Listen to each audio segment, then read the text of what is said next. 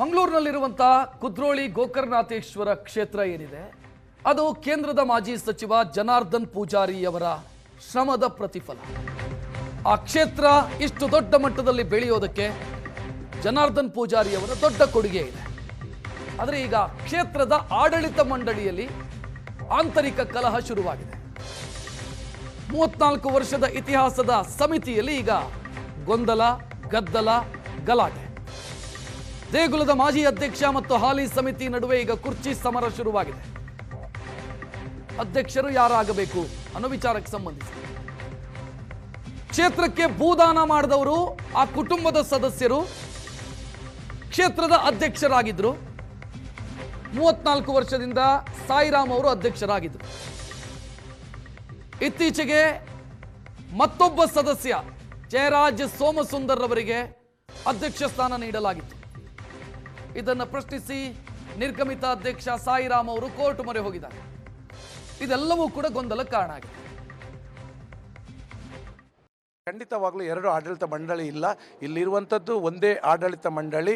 ಅದು 18/6/2025 ನಡೆದಂಥ ಸಭೆಯಲ್ಲಿ ಜಯರಾಜ್ ಸೋಮಸುಂದರ್ ಅವರ ಅಧ್ಯಕ್ಷತೆಯಲ್ಲಿ ಹೊಸ ಆಡಳಿತ ಸಮಿತಿ ಅಧಿಕಾರಕ್ಕೆ ಬಂದಿದೆ. ಆ ನಂತರ ಎಲ್ಲ ಕೆಲಸಗಳು ಸುಸೂತ್ರವಾಗಿ ಭಕ್ತರ ನಿರೀಕ್ಷೆಗಿಂತಲೂ ಮೀರಿ ಒಳ್ಳೆ ರೀತಿಯಿಂದ ಕೆಲಸಗಳು ಮಾಡ್ತಾ ಬರ್ತಾ ಇದ್ದಾರೆ. ಜನರು ಕೂಡ ಒಪ್ಪಿಕೊಂಡಿದ್ದಾರೆ. ಆ ಪರಮಾತ್ಮ ಕೂಡ ಮೆಚ್ಚಿಕೊಂಡಿದ್ದಾನೆ. ಯಾರು ಒಂದು ಅತೃಪ್ತರಂತ ಇದ್ದವರು 4 ಜನ ಕೋರ್ಟಿಗೆ ಹೋಗಿರ್ಬೋದು. ಆದರೆ ಕೋರ್ಟ್ ಕೂಡ ಅವರ ಪ್ರೇಯರಿಗೆ ಯಾವುದೇ ಮಾನ್ಯತೆಯನ್ನು ಕೊಟ್ಟಿಲ್ಲ, ಈವರೆಗೆ ಕೊಟ್ಟಿಲ್ಲ. ಆದ್ದರಿಂದ ಅಧಿಕೃತ ಸಮಿತಿ ಇಲ್ಲಿ ಆಡಳಿತವನ್ನು ನಡೆಸಿದೆ.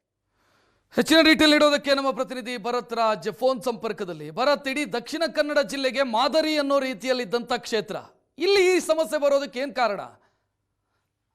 ರಕ್ಷಿತ್, ಹೌದು, ಸ್ವತಃ ಬ್ರಹ್ಮಶ್ರೀ ನಾರಾಯಣ ಗುರುಗಳೆಂದರೆ ಪ್ರತಿಷ್ಠಾಪನೆಯಾದಂತಹ ಕ್ಷೇತ್ರ. ಅದರ ಜೊತೆಗೆ ಅನೇಕ ಕ್ರಾಂತಿಕಾರಿ ಬದಲಾವಣೆಗಳನ್ನ ಜನಾರ್ದನ ಪೂಜಾರಿ ಅವರು ರಾಜಕೀಯ ರಹಿತವಾಗಿ ಅನೇಕ ಕ್ರಾಂತಿಕಾರಿ ಬದಲಾವಣೆಗಳನ್ನ ಕ್ಷೇತ್ರದಲ್ಲಿ ತಂದಿದ್ರು. ಕಳೆದ 34 ವರ್ಷಗಳಿಂದ ಅಲ್ಲಿ ಎಚ್.ಎಸ್. ಸಾಯಿರಾಮ್ ಅವರ ಯಾಕಂದ್ರೆ ಉದಾನ ಮಾಡಿದವರೇ ಅದರ ಅಧ್ಯಕ್ಷರಾಗಿರ್ಬೇಕು ಅನ್ನುವಂತ ಕಾರಣದಿಂದಾಗಿ ಅಲ್ಲಿ ಅವರೇ ಅಧ್ಯಕ್ಷಗಾದಿಯನ್ನ ಇಟ್ಟಿದ್ರು. ಆದ್ರೆ ಕಳೆದ ಒಂದು ಸುಮಾರು ತಿಂಗಳುಗಳ ಹಿಂದಷ್ಟೇ ಜನಾರ್ದನ ಪೂಜಾರಿ ಅವರ ಉಸ್ತುವಾರಿಯಲ್ಲಿ ಅದರೊಂದು ಸಮಿತಿಯ ನವೀಕರಣ ಆಗುತ್ತೆ. ಅದರಲ್ಲಿ ಹೊಸ ಸೋಮಸುಂದರ್ ಅನ್ನುವಂಥವ್ರು, ಅವರು ಕೂಡ ಭೂದಾನ ಮಾಡದ ಕುಟುಂಬಕ್ಕೆ ಸೇರಿದವರು ಅನ್ನೋ ಕಾರಣಕ್ಕಾಗಿ ಅವರನ್ನ ಅಧ್ಯಕ್ಷರನ್ನಾಗಿ ಮಾಡಿ ಈಗ ಹೊಸ ಒಂದು ಸಮಿತಿಯಲ್ಲಿ ಅಸ್ತಿತ್ವದಲ್ಲಿ ಇರುವಂತದ್ದು. ಆದರೆ ಇದರ ವಿರುದ್ಧ ಎಚ್.ಎಸ್. ಸಾಯಿರಾಮ್ ನ್ಯಾಯಾಲಯಕ್ಕೆ ಹೋಗ್ತಾರೆ. ಕೋರ್ಟ್ ನಲ್ಲಿ ಈಗಾಗಲೇ ಆ ಪ್ರಕರಣ ಇದೆ. ಅದರ ಜೊತೆಗೆ ಬೇರೆ ನ್ಯಾಯಾಲಯದಲ್ಲಿ ಕೂಡ ಅದನ್ನ ಪ್ರಶ್ನೆ ಮಾಡಬೇಕು ಅನ್ನುವಂತ ನಿಟ್ಟಿನಲ್ಲಿ ಕಾನೂನಾತ್ಮಕ ಹೋರಾಟಗಳು ನಡೀತಾ ಇದೆ. ಅದರ ಮಧ್ಯೆ ಸಾಯಿರಾಮ್ ಮತ್ತು ಅವರ ತಂಡ ಮಂಗಳೂರಿನಲ್ಲಿ ಒಂದು ಸುದ್ದಿಗೋಷ್ಠಿಯನ್ನ ನಡೆಸಿ ಅಖಿಲ ಭಾರತ ಬಿಲ್ಲವ ಯೂನಿಯನ್ ಈ ಒಂದು ದೇವಸ್ಥಾನಕ್ಕೆ ಒಂದು ಸಮಿತಿಯನ್ನ ನೇಮಕ ಮಾಡಿದೆ ಅನ್ನುವಂಥದ್ದನ್ನ ಹೇಳ್ಕೊಂಡು ನಾನೇ ಅಧ್ಯಕ್ಷ ಅನ್ನುವಂಥದ್ದನ್ನ ಘೋಷಣೆ ಮಾಡಿ ಅದರ ಪರವಾಗಿ ಅವರು ನಿಲ್ಲುವಂಥದ್ದು. ಹಾಗಾಗಿ ಇದು ಈಗ ಅಸ್ತಿತ್ವದಲ್ಲಿರುವಂತ ಪ್ರೆಸೆಂಟ್ ಸಮಿತಿ ಮತ್ತು ಸಾಯಿರಾಮ್ ಅವರ ಸಮಿತಿಯ ಮಧ್ಯೆ ಒಂದು ರೀತಿಯಾದಂತ ಸಂಘರ್ಷಕ್ಕೆ ಕಾರಣ ಆಗಿರುವಂತದ್ದು. ಇಲ್ಲಿ ಗಮನಿಸಬೇಕು, ಜನಾರ್ದನ ಪೂಜಾರಿ ಅವರು ಈಗ ಅವರಿಗೆ ಅನಾರೋಗ್ಯ ಕಾಡ್ತಾ ಇರುವಂತದ್ದು. ಪೂಜಾರಿ ಅವರು ಬಹಳ ಆರೋಗ್ಯಕರವಾಗಿದ್ದಂತ ಸಮಯದಲ್ಲಿ ಅವರು ಹೇಳಿದ ಮಾತೆ ಇಲ್ಲಿ ಫೈನಲ್ ಆಗ್ತಾ ಇತ್ತು. ಮತ್ತು ಯಾವುದೇ ರಾಜಕೀಯ ಇರದೆ ಅವರು ಕಾಂಗ್ರೆಸ್ನ ಹಿರಿಯ ನಾಯಕರೇ ಆಗಿದ್ರು ಕೂಡ ಅಲ್ಲಿ ಬಿಜೆಪಿಯಲ್ಲಿ ಗುರುತಿಸಿಕೊಂಡವರು ಕೂಡ ಸಮಿತಿಯಲ್ಲಿದ್ರು, ಕಾಂಗ್ರೆಸ್ನಲ್ಲಿ ಗುರುತಿಸಿಕೊಂಡವರು ಕೂಡ ಸಮಿತಿಯಲ್ಲಿದ್ರು. ಜನಾರ್ದನ ಪೂಜಾರಿ ಅವರ ಹಿರಿತನ ಮತ್ತು ಅವರ ಪ್ರಾಮಾಣಿಕವಾದಂತಹ ರಾಜಕಾರಣದ ಇತಿಹಾಸ ಮತ್ತು ಅಲ್ಲಿ ತೆಗೆದುಕೊಂಡಂತ ಒಂದಷ್ಟು ಕ್ರಾಂತಿಕಾರಿ ನಿರ್ಧಾರಗಳ ಕಾರಣದಿಂದ ಅವರು ಹೇಳಿದ್ದೆ ಅಲ್ಲಿ ಫೈನಲ್ ಆಗ್ತಾ ಇತ್ತು. ಆದ್ರೆ ಈಗ ಅವರಿಗೆ ಅನಾರೋಗ್ಯ ಕಾಡ್ತಾ ಇದೆ.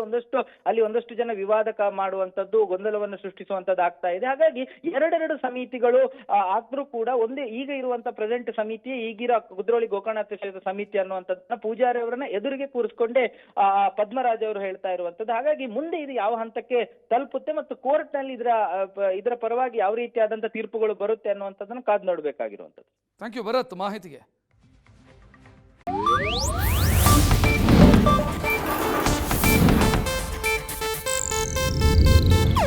ಇದು ಏಷ್ಯಾನೆಟ್ ನ್ಯೂಸ್ ನೆಟ್ವರ್ಕ್ ಪ್ರಸ್ತುತಿ.